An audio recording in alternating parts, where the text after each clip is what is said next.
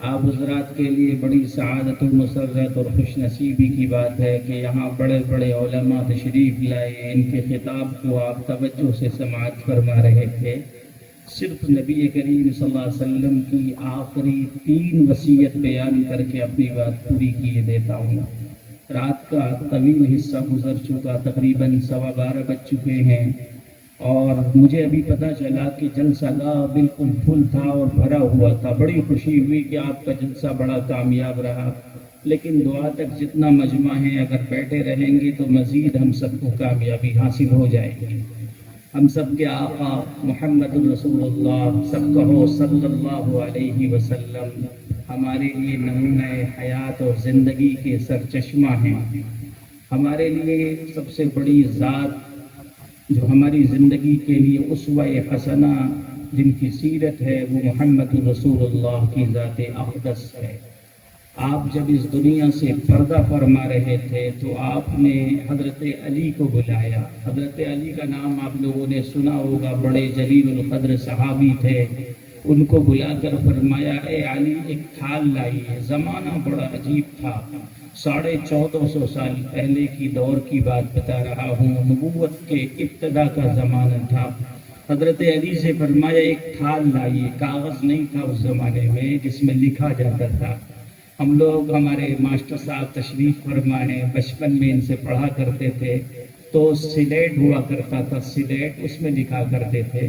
یہ تقریباً 20 سال پہلے کے دور کی بات ہے۔ اس سے پہلے کاغذ نہیں تھا، تھال ہوا کرتا تھا، تھال، اس تھال میں لکھا کرتے تھے۔ حضرت محمد رسول اللہ صلی اللہ علیہ وسلم نے حضرت علی سے فرمایا ایک تھال لائیے۔ حضرت علی نے فرمایا یا رسول اللہ تھال کیوں منگانا چاہ رہے ہیں؟ حضرت علی رضی اللہ تعالیٰ عنہ کو جب نبی نے فرمایا تو نبی پر بخار کے اثرات تھے، بخار تھا۔ بخار تو ہم سب کو بھی آتا ہے نا، بیماری آتی ہے، بخار آتا ہے، نزلہ آتا ہے۔ حضرت علی نے دیکھا کہ نبی پر بخار کے اثرات ہیں، آخری زمانہ تھا نبی کا۔ حضرت علی نے سوچا اگر میں تھال لینے کے لیے جاؤں کہیں نبی کی روح پرواز نہ ہو جائے۔ حضور کا آخری وقت تھا۔ حضرت علی نے سمجھ لیا تھا کہ اب شاید نبی کی روح پرواز ہو جائے گی۔ ہر عاشق یہ چاہتا ہے کہ میں جس سے عشق کرتا ہوں اس کی روح میری ران پر پرواز ہو جائے۔ ہر بیٹا چاہتا ہے کہ باپ کا انتقال ہو تو میری ران پر اس کی گردن ہو۔ ہر بیٹی یہ چاہتی ہے کہ میری ماں جب دنیا سے جائے تو اس کی گردن اور اس کا سینہ میرے بدن پر ہو۔ پیار و محبت ہوتی ہے۔ بھلا صحابہ مصطفیٰ سے زیادہ نبی سے کوئی مائی کا لال پیار کر سکتا ہے؟ نبی کے صحابی سے زیادہ نبی سے کوئی پیار دھرتی پر کوئی مخلوق نہیں کر سکتی۔ میں دنیا کے مختلف حصوں میں، بالخصوص ملک کے مختلف علاقوں میں پہنچا اور میں نے کہا کہ نبی سے صحابہ کتنے پیار کرتے تھے۔ سنو، جب نبی کا بلغم گرتا تو صحابہ اٹھاتے اور ہاتھوں پر ملتے۔ بلغم سمجھتے ہو نا، تھوک؟ نبی کا لعاب دہن گرتا، صحابہ اٹھاتے اور چہرے پر ملتے۔ اتنا پیار تھا نبی سے۔ آپ کا تھوک گر جائے تو آپ کا بیٹا گھن کرتا ہے دیکھ کر، چلو بھاگو بھاگو۔ بادشاہ کا تھوک گر جائے غلام بھاگتے ہیں، گھن کرتے ہیں۔ نبی کے صحابہ نبی سے گھن نہیں کرتے۔ تو لعاب دہن گرتا، صحابہ اٹھاتے اور ملتے، صحابہ اٹھاتے اور ملتے۔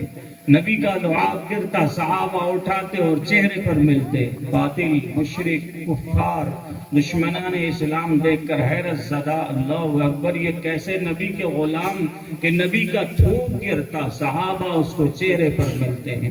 نبی کا لعاب گرتا اور صحابہ اس کو ہاتھوں پر ملتے ہیں۔ یہ نبی کے صحابہ کا نبی سے عشق تھا۔ حضرت محمد رسول اللہ کا آخری زمانہ۔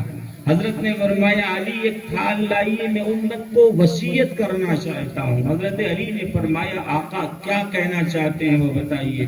حضور نے فرمایا میں تو دنیا چھوڑ کر جا رہا ہوں، لیکن میں چاہتا ہوں کہ میں اپنی امت کو 3 کام بتا دوں۔ اگر میری امت ان 3 کاموں کو کر لے تو میری امت کبھی ذلیل نہ ہوگی۔ کیا نہیں ہوگی بولو؟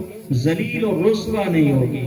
آج مسلمان ذلیل ہیں کہ نہیں؟ ساری دنیا میں مسلمان حج پھولے کھا رہے ہیں، پریشان، ادھر بھی پریشان، ادھر بھی پریشان۔ پریشانی کی وجہ کیا ہے؟ تو حضرت علی نے فرمایا آقا وہ 3 باتیں کیا ہیں بتا دیجیے۔ حضور کی زبان لڑکھڑا رہی ہے. حضرت علی کے کان نبی کی زبان کے قریب ہیں. نبی نے 3 کام جو بتائے وہ بتا رہا ہوں. فرمایا اے علی میری امت کو بتانا الصلاۃ الصلاۃ الصلاۃ. میری امت اگر مسجدوں میں نماز کی پابندی کرتی رہے گی تو دنیا کی کوئی طاقت نہیں کہ میری امت کو ذلیل کر دے. کیا بتائے بولو؟ میری امت اگر نمازوں کی پابندی کرتے رہے دنیا کی کوئی طاقت نہیں کہ میری امت کو ذلیل کر دے. آج مسجدوں کا حال دیکھو. رمضان آئے تو پوری مسجد بھری پڑی ہے الحمدللہ. عیدگاہیں بھری پڑی ہیں. ہمارے یہاں دلی کا تو یہ نظام ہے کہ سڑکوں پر نماز ہو رہی ہے. مجھ سے مسائل پوچھتے ہیں لوگ مولانا ہماری مسجد میں 2-2 3-3 نماز ہوتی. میں نے کہا کیا وجہ ہے؟ کہنے لگے نمازی بہت بڑھ گئے الحمدللہ. رمضان میں یہ نمازی غیر رمضان میں نمازی بالکل تھوڑے ہو جاتے ہیں. رسول اللہ نے کہ فرمایا میری امت اگر کامیابی چاہے, میری امت اگر ترقی چاہے, میری امت اگر عزت چاہے, میری امت یہ چاہے کہ دنیا کی ترقی اس کے نصیب میں ہو تو فرمایا الصلاۃ. میری امت نمازوں کی پابندی کرے, میری امت مسجدوں کو آباد کرے, میری امت تہجد پڑھے, میری امت اشراق پڑھے, میری امت نوافل پڑھے, میری امت اوابین پڑھے. یہ کون فرماتے؟ محمد رسول اللہ. سارا مجمع ایک بار کہو صلی اللہ علیہ وسلم. مجھے ایک بات یاد آتی ہے جو میں اکثر جگہ کہتا ہوں, وہ آپ کو بھی سنا دوں. ہمارے یہاں آج سے 10-12 سال پہلے ہم جے پور پہنچے سیرت مصطفیٰ کے اجلاس میں. تو جب وہاں میں پہنچا تو وہاں مسجد کے باہر ایک بال والے ساتھی تھے. بال والے, بڑے بڑے بال, زلف والے, مزار پر بیٹھا کرتے تھے. مزار تو سمجھ ہی رہے ہو جہاں پر کوئی اللہ والا آرام کر رہا ہو, جن کی خبر ہو. وہاں پر ایک اللہ والے مزار پر بیٹھے تھے, بال والے. تو وہ مسجد کے باہر بیٹھے. میں مغرب کی نماز پڑھنے کے لیے مسجد میں پہنچا, وہ باہر ہی بیٹھے. میں باہر نکلا, جب بھی باہر بیٹھے میں نے پوچھا بھئی آپ نے نماز کیوں نہیں پڑھی؟ کہنے لگے مولانا میری نماز تو ہمارے پیر صاحب نے معاف کرا دی. کیا فرمایا؟ میری نماز تو ہمارے پیر صاحب نے معاف کر دی. میں نے کہا اوہو کتنا نالائق پیر ہے جس نے تمہاری نماز کو معاف کرا دی. میں نے کہا اگر پیر دھرتی پر کوئی آیا ہے تو سب سے بڑے پیر وہ پیران پیر غوث اعظم دستگیر حضرت شیخ عبد القادر جیلانی کے پیر, خواجہ اجمیری کے پیر, صابر کلیری کے پیر, بختیار کاکی کے پیر, خواجہ حضرت اجمیری اور دیگر اولیاء کے پیر. ہم سب کے آقا محمد رسول اللہ صلی اللہ علیہ وسلم ہے. آپ سے بڑا پیر قیامت کی صبح تک کوئی مائی کا لال جنم نہیں لے سکتا. رب کعبہ کی قسم اگر میں کہہ دوں تو مبالغہ نہ ہوگا. ساری دنیا میں اگر سورج جگمگاتا ہے محمد مصطفیٰ کی ولایت کا صدقہ ہے. چاند شعائیں دیتا ہے محمد مصطفیٰ کی ولایت کا صدقہ ہے. زمین غلے اگاتی ہے محمد مصطفیٰ کی ولایت کا صدقہ ہے. صحابہ کی صحابیت محمد مصطفیٰ کا صدقہ, علماء کی علوم, علماء کی ولایت محمد مصطفیٰ کا صدقہ. اور مجھے آگے کہہ لینے دو, یہ مجمع اگر سجا ہے تو جناب محمد رسول اللہ کی ولایت, آپ کی نبوت کا صدقہ ہے. آپ تشریف نہ لاتے تو نہ زمین ہوتی, نہ آسمان ہوتا, نہ مکان ہوتا, نہ مکی ہوتی. محمد رسول اللہ نے کیا فرمایا سنیے توجہ کے ساتھ. علماء موجود ہیں. ایک صحابی تھے, ایک صحابی جن کا نام تھا حضرت ربیعہ ابن کعب رضی اللہ تعالیٰ عنہ. بڑے جلیل القدر صحابی تھے. حضرت ربیعہ ابن کعب رضی اللہ تعالیٰ عنہ کا کام کیا تھا, وہ رات میں اٹھ کر محمد رسول اللہ کے لیے تہجد میں پانی پیش کیا کرتے تھے. رات میں حضرت ربیعہ رات میں نبی کو پانی دیتے تھے. اے اللہ کے رسول آپ کی خدمت میں یہ پانی ہے, آپ اس سے وضو فرمائیں اور نماز پڑھیں. کئی دن گزر گئے, ہفتوں گزر گئے, مہینوں گزر گئے. جناب رسول اللہ نے ایک دن ربیعہ سے فرمایا ربیعہ تو نے میری بڑی خدمت کی ہے, تہجد میں پانی پیش کیا ہے, میرا دل چاہتا ہے میں تیرے لیے اللہ سے دعا کروں. مانگ کیا مانگتا ہے, جو کہے گا وہ تیرے لیے میں اللہ سے دعا کروں گا اور میری دعا اللہ سنتا ہے. بھلا نبی کی دعا کون نہ سنے, اللہ عرش سے نبی کی دعا کو قبول فرماتا ہے. ایک دن حضرت ربیعہ سے رسول اللہ نے فرمایا مانگ کیا مانگتا ہے. حضرت ربیعہ نے کہا آقا آپ سے کیا مانگوں؟ میرے لیے بہت بڑی سعادت ہے کہ میں آپ کا دیدار کرتا ہوں، میرے لیے بڑی سعادت ہے کہ میں آپ کی خدمت کرتا ہوں۔ اچھا بخاری والوں ایک بات یہ بتائیے، اس سے بڑا خوش نصیب کوئی انسان ہوگا جو نبی کی خدمت کرے؟ ابھی یہاں مولانا مظہر صاحب نے یہ جلسہ سجایا، آپ حضرات 4-5 دن سے ان کے پیچھے لگے پڑے ہیں، مولانا کیا کرنا ہے بتاؤ، پنڈال لگانا ہے، مائک لگانا ہے، کتنا پیارا نظام کھانے کا آپ لوگوں نے بنایا، علماء کے لیے بڑا پیارا نظام، چائے کا بہترین انتظام، بہترین اشتہار اور بہترین شامیانے، یہ کیوں کیا؟ مولانا کی محبت میں۔ اور مولانا سے محبت کیوں فرمائی؟ یہ محمد کے غلام ہیں، اور محمد کے غلاموں سے محبت اس لیے کی جاتی ہے، ہم سب کا رشتہ محمد رسول اللہ سب کہو صلی اللہ علیہ وسلم سے ہے۔ ارے یہی تو ہمارے لیے سب سے بڑا سودا ہے کہ ہمارا تعلق مدینے کے آقا محمد رسول اللہ سے ہے۔ ہمارے لیے یہی تو بڑی بات ہے کہ ہم نبی کے عاشق ہیں، ہمارے لیے یہی تو سعادت ہے کہ ہم نبی کے غلام ہیں، ہمارے لیے یہی تو سعادت ہے کہ ہم قرآن پڑھتے ہیں، ہمارے لیے یہی سعادت ہے کہ ہم اپنے بچوں کو مدرسوں میں پڑھاتے ہیں۔ رب کعبہ کی قسم، دنیا کی حکومتیں پریشان ہیں کہ علماء کیوں اتنی اونچی پروازوں پر جا رہے ہیں۔ ہم نے پوچھا علماء سے آپ کیوں اتنی بلندیوں پر جاتے ہیں؟ ہمیں پتا چلا کہ قرآن کی برکت ہے کہ علماء آسمان کی بلندیوں پر پہنچتے ہیں۔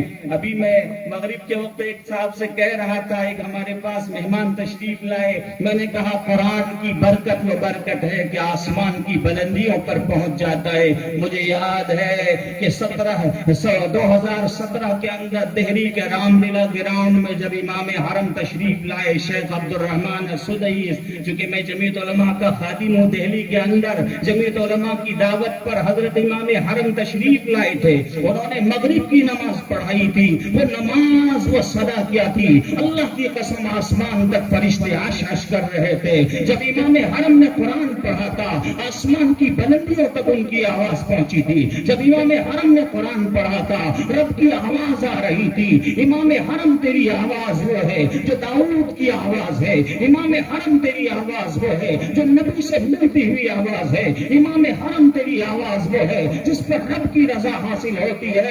ہاں ہاں، قرآن پڑھنے والوں کو اللہ راضی ہوتا ہے، قرآن پڑھنے والوں سے رب راضی ہوتا ہے۔ ارے قرآن پڑھنے والے تو سمندروں پر پہنچے گا تو اس سے اللہ وہاں بھی راضی ہوگا، پہاڑوں پر پہنچے گا اللہ تجھ سے وہاں بھی راضی ہوگا۔ سنو بات سنو، میں سنانا کیا چاہتا ہوں، پہلے ایک بار ہاتھ اٹھا کر بتاؤ، آپ حضرات کی توجہ ہے، سبھی حضرات ہاتھ اٹھا کر بیٹھے تو میں بات بتاؤں گا پھر انشاءاللہ۔ حضرت ربیعہ ابن کعب رضی اللہ تعالیٰ عنہ کی بات سنا رہا تھا۔ حضرت ربیعہ ابن کعب رضی اللہ تعالیٰ عنہ نبی کی خدمت میں پانی تہجد میں پیش فرماتے، پانی پیش کرتے۔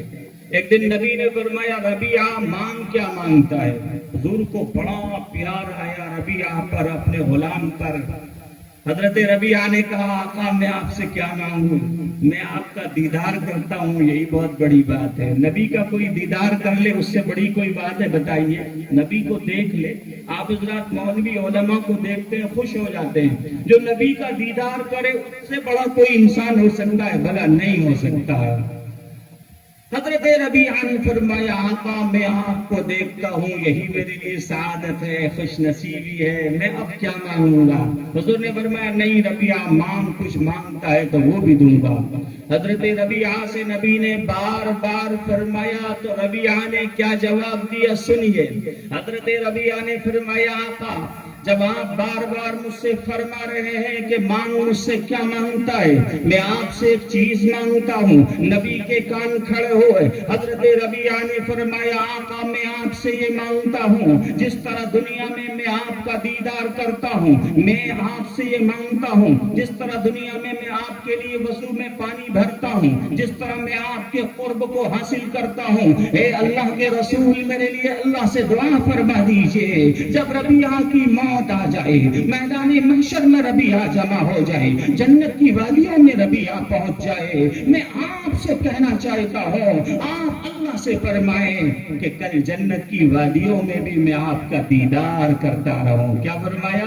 जन्नत की वादियों में भी मैं आपका दीदार करता रहूं।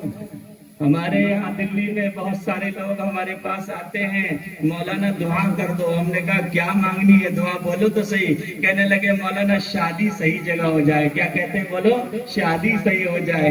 कुछ लोग आते हैं, मौलाना गाड़ी खराब हो गई, गाड़ी सही हो जाए। क्या दुआ मांगते? बोलो, गाड़ी सही हो जाए। सहाबी ने क्या कहा? रबीआ रजी अल्लाह तआला ने, अल्लाह के रसूल, मैं ये दुआ मांगता हूँ और मैं आपसे कहता हूँ जिस तरह दुनिया में मैं आपका दीदार करता हूँ, आप अल्लाह से कहें कि मैं आपको जन्नत में भी इसी तरह देखता रहूं। मांगा भी क्या मांगा है? नबी का दीदार मांगा है। तो रसूलुल्लाह ने क्या जवाब दिया?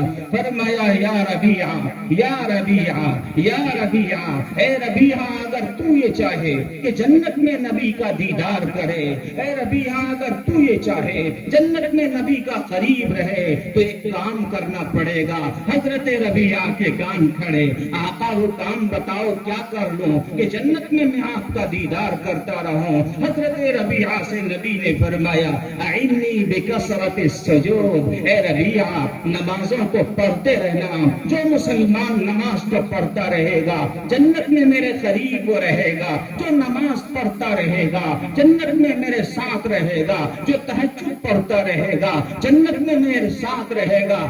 आज सीने पर हाथ रखकर बताइए कि मस्जिद में मगरिब में कितने नमाजी होते हैं? 4-5 नमाजी। अरे भाई कहाँ चले गए? हाट पर चले गए। अरे भाई कहाँ चले गए? बाजार चले गए। मुसलमानों याद रखिए, खूब सच्चे दिल से याद रखिए, नमाज के बगैर तुम्हें कामयाबी नहीं मिलेगी।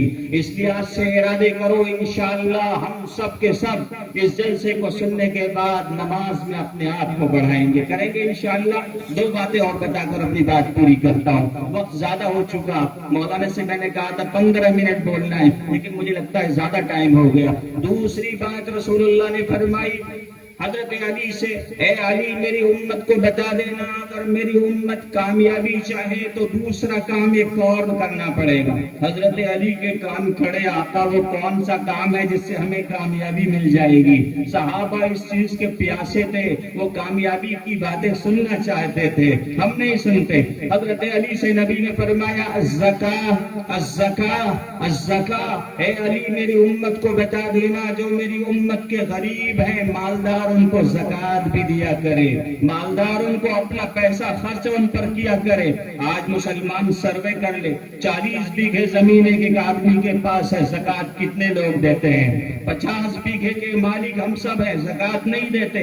रमजान आता अपनी जेबों को बिल्कुल बंद कर लेते हैं, अपनी ज़कात अदा करो। अगर जिनकी खेतियां हों वो अपने कमाइयों में से और अपनी खेतियों में से कुछ पैसे मदरसों में, गरीबों में खर्च किया करो। मुझे याद आई एक बात, अभी हजरत मौलाना ने दरिया पर एक बात सुनाई तो मुझे भी याद आ गई। हजरत मूसा का जमाना है, हजरत मूसा बड़े नबी थे अल्लाह के, कुरान ने उसको बयान भी किया, इन्न कारून कान मिन कौमी मूसा फबगा अलैहिम वआतैनाहु मिनल कुनूज मा इन्न मफातिहहु लतनूउ बिल उस्बा इल कुव्वा इज़ क़ाल लहू कौमुहु ला तफ़रह इन्नल्लाह ला युहिब्बुल फरीहीन। हजरत मूसा के जमाने में एक बड़ा मालदार आदमी था जिसका नाम था कारून। बड़ा मालदार आदमी था, उसकी तफसील का वक्त नहीं है, अभी शॉर्ट में सुना रहा हूँ। हजरत मूसा ने बार बार उनको समझाया, ए कारून, अल्लाह के बंदों को अपना माल खर्च कर दो, कारून ज़कात दे दो, खूब खर्च करो। कारून ने सोचा माल दूंगा तो माल कम हो जाएगा, खत्म हो जाएगा। जैसे हमारे यहाँ मदरसे वाले आते हैं आपको समझाने के लिए, भाई धान दे दो, अनाज दे दो, आप कहते हो भाई कितना देते रहेंगे? नहीं, खूब देना चाहिए। हजरत मूसा ने कारून को बार बार समझाया। कारून ने सोचा अगर मैं ज़कात दूंगा तो मेरा माल कम हो जाएगा, ये कौन? कारून समझता है। हजरत मूसा ने बार बार समझाया, कारून ने काम किया। क्या काम किया? सुनो, ध्यान से सुनो। कारून ने एक औरत को तैयार किया। जब किसी को फंसाना होता है ना तो आदमी औरत को तैयार करता होता कि नहीं होता है? औरत को फंसाकर इल्जाम लगा दिया जाता है, बहुत बड़ा गुनाह है, याद रखिएगा ये बात। کسی پر تہمت لگانا، کسی پر الزام لگانا اللہ بہت ناراض ہوتا ہے۔ اگر کوئی آدمی گنہگار نہیں ہے تو اس پر الزام نہیں لگانا چاہیے، کسی پر بھی الزام نہ لگائیے۔ بہرحال حضرت موسیٰ کے زمانے میں قارون نے ایک عورت کو تیار کیا اور عورت سے کہا اے عورت ایک کام کرنا۔ قارون مالدار تھا، عورت سے جو کہا عورت نے کہا ٹھیک ہے ٹھیک ہے۔ حضرت موسیٰ نے قارون نے عورت کو تیار کیا اور کہا کہ جب موسیٰ تقریر کرنے لگے تو ایک کام کرنا۔ عورت نے کہا کیا کام ہے بتاؤ تو صحیح۔ حضرت قارون نے کہا جب موسیٰ تقریر کرے تو یوں کہنا کہ موسیٰ نے میرے ساتھ زنا کیا ہے۔ کیا کہا؟ موسیٰ نے میرے ساتھ زنا کیا ہے۔ اللہ اکبر کبیرہ۔ حضرت موسیٰ اللہ کے نبی اور اللہ کے نبی معصوم ہوتے ہیں۔ آج ہی رات میں کتاب میں پڑھ رہا تھا، نبی جتنے ہوتے ہیں معصوم ہوتے ہیں، یعنی الخطأ والنسیان۔ جتنے نبی ہیں سارے معصوم ہیں گناہوں سے۔ نبی زنا نہیں کر سکتے، نعوذ باللہ، نبی شراب نہیں پی سکتے، نبی حسد نہیں کر سکتے، نبی کینہ نہیں کر سکتے، سارے نبی گناہوں سے پاک ہوتے ہیں۔ حضرت موسیٰ تقریر کرنے کے لیے کھڑے ہوئے، عورت کو قارون نے تیار کیا تھا کہ عورت جب موسیٰ تقریر کرے تو کھڑی ہو کر یوں کہنا کہ موسیٰ نے میرے ساتھ منہ کالا کیا ہے۔ اللہ رب العزت آسمان سے دیکھتا ہے اور زمین پر ساری نظر ہے اللہ کی۔ حضرت حق جل مجدہ یعنی اللہ نے دیکھا کہ موسیٰ پر میری عورت تیار ہے تہمت لگانے کے لیے۔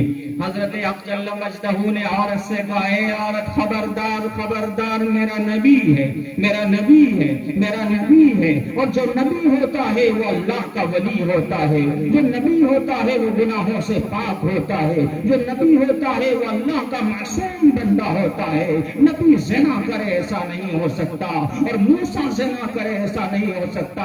اللہ نے فرمایا خبردار عورت، جب موسیٰ تقریر کرنے لگے قارون نے تجھے خریدا ہے، یہ نہ کہہ دینا کہ موسیٰ نے زنا کیا ہے، اگر ایسا کیا تو تیری حالت خراب کر دوں گا۔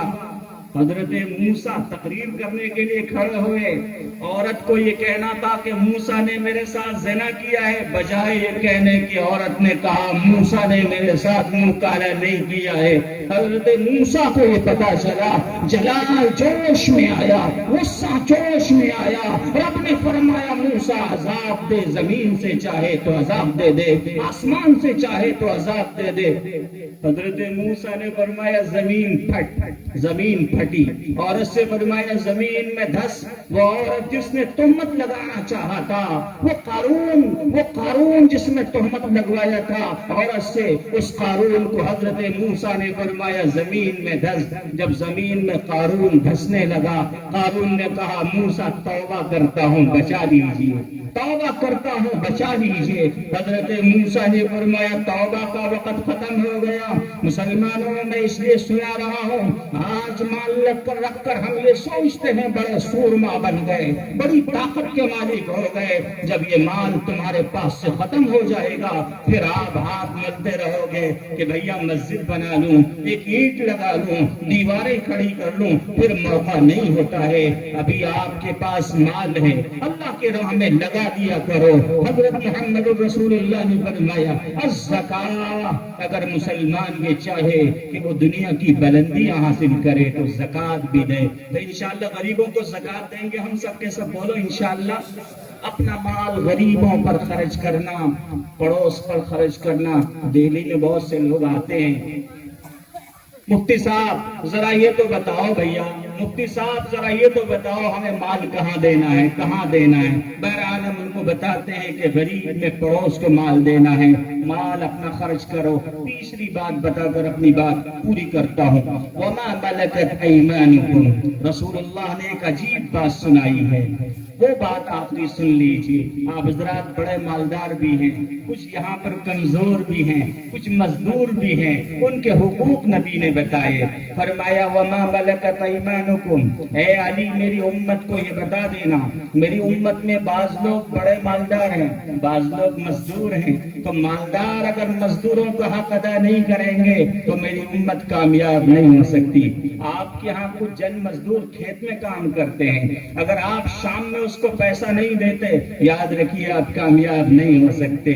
आप कारखाना चलाते हो चूड़ी का, हमारे यहाँ दिल्ली में अपने इलाके के बहुत से लोग चूड़ी के कारखाने चलाते हैं। मुझे पता है अगर आपने शाम को उसको मजदूरी नहीं दी या हफ्ते का जो निजाम है वो नहीं दिया, याद रखिए आप कामयाबी के दुहाने पर नहीं पहुंच सकते।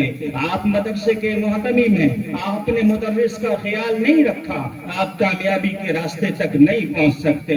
मैं मोहम्मद अयाज या जो अपनी खिदमत अंजाम दे रहा हूं, अगर मैंने अपने अजीजों का हक अदा न किया तो मोहम्मद अयाज कामयाबी की मंजिल तक नहीं पहुंच सकता।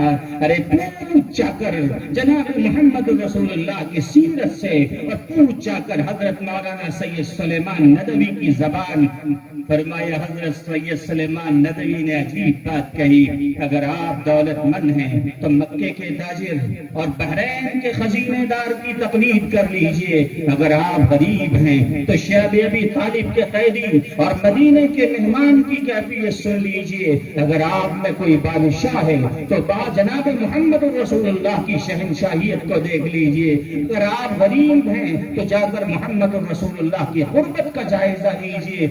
आप किसी भी हाल में हैं, आप जनाब मोहम्मद रसूलुल्लाह की सीरत पढ़िए। याद रखिए ये 3 काम अगर आपने कर लिए, पहला काम मस्जिदों को आबाद करना, करेंगे इंशाअल्लाह आबाद। दूसरा काम अपने माल की ज़कात देना। हमारे यहाँ बिहार का एक अजीब अलमिया है, मैंने इसीलिए ये बात बताई, बड़े बड़े मालदार हैं ज़कात नहीं देते। हमारे यहाँ दिल्ली और यूपी का हाल ये है, वहाँ छोटे छोटे लोग अपने पैसे मदरसों पर खर्च करते हैं, यहाँ के लोगों के पास जमीनें बहुत हैं। अब खुशी की बात ये है हमारे इलाके में जमीनों की कीमत आसमानों पर पहुंच चुकी है। एक एक बीघा जमीन 50-50 लाख रुपए की बिक रही है। जो सड़क के किनारे की जमीन है आप ज्यादा जानते हो, खेत की जमीन भी 10-10 लाख रुपया बीघा है। आपने क्या सोचा ये जमीन मेरी है? याद रखो तुम्हारी जमीन नहीं है। आपने क्या सोचा ये मकान तुम्हारा है? नहीं, तुम्हारा नहीं है। मैंने बहुत से मकानों को देखा, बहुत सी जमींदारों को देखा, जमीनें खत्म हो चुकी हैं। अगर अल्लाह ने तुम्हें जमीन दी है उसका हक अदा करो। तीसरी बात बताई, जो तुम्हारे पास नौकर चाकर है उनके हक अदा कर लीजिए। ये 3 काम अगर आपने कर लिए, अल्लाह की कसम दुनिया की कोई ताकत तुम्हें जलील नहीं कर सकती, दुनिया का कोई बादशाह तुम्हें जलील नहीं कर सकता। सहाबा की तारीख उठाकर देखिए, सहाबा मस्जिदों को आबाद करते थे तो कामयाब थे, सहाबा ने ज़कात दिया तो कामयाब थे, सहाबा ने अपने मजदूरों का हक अदा किया तो कामयाब थे। सहाबा की तारीख अजीब थी, इसलिए वो तारीख आज भी दोहराओ। आज ये ना सोचो कि जमाना बहुत दूर हो गया, आज भी अगर मोहम्मद रसूलुल्लाह की सीरत अपनाई जाएगी, आपका तरीका अपनाया जाएगा, मस्जिदों को आबाद किया जाएगा।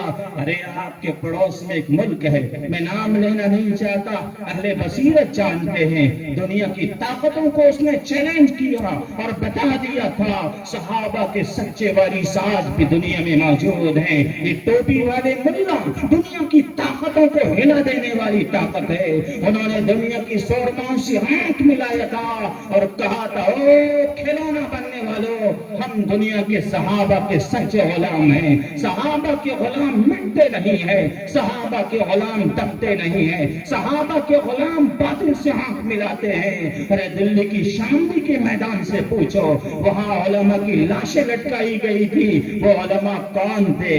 यही मुल्ला थे, यही मौलवी थे, यही मौलाना मोहम्मद अली जौहर के वारिस थे, कासिम नानावतवी के गुलाम थे, रशीद अहमद गंगोही के फर्जंद थे। ये मौलाना मुनाजिर कौन है? इनके बदन में खून किसका दौड़ रहा है? सच्ची बात पूछो, नानावतवी का खून दौड़ रहा है। ये मौलाना मजहर कौन है? ये मौलाना सालिम कासमी का खून दौड़ रहा है। ये मुफ्ती जुबैर कौन है? हजरत अजमेरी की आवाज उनकी जबान में है, और जब ये आवाज दुनिया की ताकतों में जाती है, باطل تھرا جاتا ہے، کانپ جاتا ہے، ایوان باطل میں زلزلہ پیدا ہو جاتا ہے۔ آج بھی ضرورت ہے ان علماء کے پیچھے چلنے کی۔ اگر تم نے ان علماء کا پیچھا کر لیا، ان کے دامن کو تھام لیا، رب کعبہ کی قسم دنیا کی حکومت تمہارے پیروں پر ہے۔ کون ہے وہ تاریخ جس نے ہندوستان کو آزاد کرایا تھا؟ مجھے آگے نہ کہہ لینے دو، باطل میں زلزلہ پیدا ہو جاتا ہے۔ یہ وہی جماعت ہے جس نے ہندوستان میں آزادی کی بغل بجایا تھا، جس نے ہندوستان میں آج تمہیں مسجدوں میں آباد رہنے کا سلیقہ سکھایا۔ ہمارے یہاں ایک عجیب قصہ ہے، آخر میں بتا دوں، ایک عجیب بات بتا دوں۔ ہمارے یہاں فتنے بہت آ گئے، لڑائیاں بہت ہو گئی، جھگڑے ہو گئے۔ میاں یہ جماعت کے ساتھی ہیں۔ ابھی میں راجستھان پہنچا، رمضان کا وقت تھا، میرا بیان تھا ایک مسجد کے اندر، وہاں کچھ ساتھی بیٹھے، کہنے لگے جماعت کے ساتھی ہیں۔ کچھ ساتھی وہاں ہری پگڑی والے بیٹھے، کہنے لگے یہ بریلوی ہیں۔ میں نے سب سے مصافحہ کیا۔ کیا کیا بولو؟ مصافحہ۔ میں نے کہا آپ مجھ سے ملو، آؤ کھڑے ہو جاؤ، معانقہ کرو۔ میں سچ کہہ رہا ہوں، اس میں لغو بالکل نہیں، حقیقت سے بالکل دوری نہیں ہے، یہ صداقت پر مبنی باتیں بتا رہا ہوں۔ میں نے سینہ ملایا، میں نے ہاتھ ملائے، میں نے کہا محمد ایاز محمد کا غلام ہے۔ ارے محمد کا غلام محبت کا پیغام عام کرتا ہے، محمد کا غلام پیار کا پیغام عام کرتا ہے، محمد کا غلام بھید بھاؤ نہیں رکھتا۔